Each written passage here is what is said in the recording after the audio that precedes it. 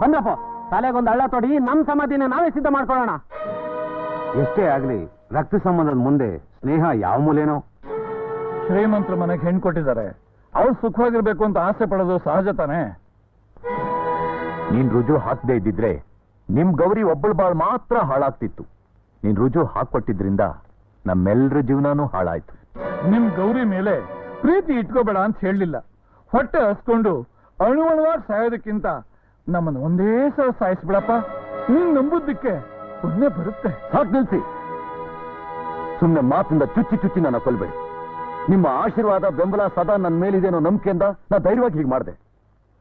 ನೀವೆಲ್ಲ ನನ್ನ ಮೇಲಿಟ್ಟಿರೋ ನಂಬಿಕೆಗೆ ನಾನು ಯಾವತ್ತೂ ದ್ರೋಹ ಬಗೆಯಲ್ಲ. ದಯವಿಟ್ಟು ನನ್ನ ನಂಬಿ. ಯಾವ ಸಂಚಿನಿಂದ ನನ್ನನ್ನು ಅವರು ವಶ ಮಾಡ್ಕೊಂಡ್ರೋ ಅದೇ ಸಂಚಿನಿಂದ ನಾನು ಅವ್ರನ್ನ ಸೋಲಿಸ್ತೇ ಬಿಡೋದಿಲ್ಲ. ನೋಡ್ತಾ ಇರಿ, ಇನ್ 2 ದಿವಸದಲ್ಲಿ ಅವರಾಗವರೇ